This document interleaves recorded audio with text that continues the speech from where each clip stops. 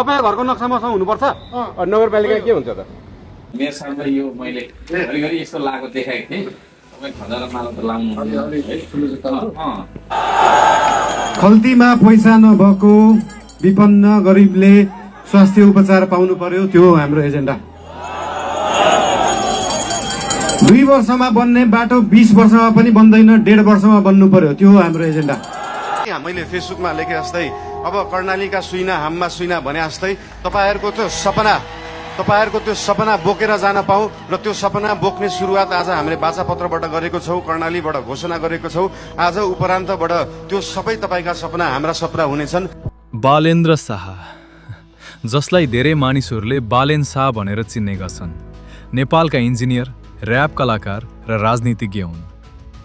उनको जन्म 1990 अप्रिल 27 मा काठमाडौँमा भएको हो।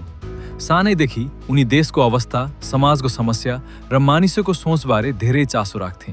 स्कुल पढ्दा पनि उनी सामान्य विद्यार्थी जस्तो थिएनन्। भित्रबाट सधैँ सोच्ने, बुझ्ने र फरक दृष्टिकोण राख्ने स्वभावका थिए। पढाइमा रुचि राख्दै उनी इन्जिनियर बन्ने बाटोमा लागे। सिभिल इन्जिनियरिङ अध्ययन गरे हिमालयन व्हाइट हाउस इन्टरनेसनल कलेजबाट र पछि स्ट्रक्चरल इन्जिनियरिङमा थप अध्ययन गरे। तर उनी केवल पढाइमा मात्र सीमित भएनन्, सङ्गीतमा पनि रुचि राख्थे। र्याप गीत गाउन थाले, तर उनको गीत मनोरञ्जन मात्र थिएन, भ्रष्टाचार, राजनीति र समाज र समस्यामाथि सन्देश दिने गीत थिए। समय बित्दै गयो र सन् 2022 मा उनी सबैलाई अचम्ममा पार्ने निर्णय गरे। उनी स्वतन्त्र उम्मेदवारको रूपमा 2022 काठमाडौँ मेयरल इलेक्सनमा काठमाडौँ महानगरपालिकाको मेयर पदमा चुनाव लडे। धेरैले भने स्वतन्त्र उम्मेदवारले जित्न गाह्रो हुन्छ, तर युवाहरू, विद्यार्थीहरू र परिवर्तन चाहने जनताको समर्थनले उनलाई भारी मतका साथ विजयी बनायो।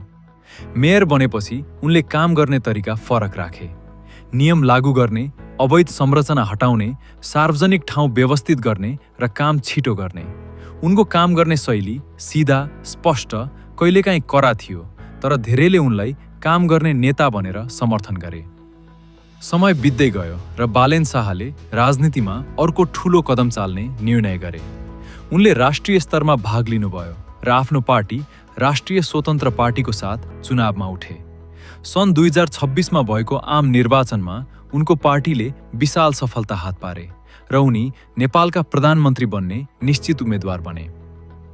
अन्ततः र्यापरबाट इन्जिनियर, इन्जिनियरबाट स्वतन्त्र उम्मेदवारबाट मेयर र मेयरबाट प्रधानमन्त्रीसम्मको यात्रा पूरा भयो। आज बालेन शाहको कथा नेपालका युवाहरूका लागि प्रेरणाको कहानी बनेको छ। जनताको समर्थन, इमानदारी र कामप्रतिको दृढता सचमुच इतिहास बनाउँछ। यो कहानी देखाउँछ यदि सही सोच, मेहनत र जनताको विश्वास छ भने नयाँ नेतृत्व पनि इतिहासमा स्थान बनाउन सक्छ।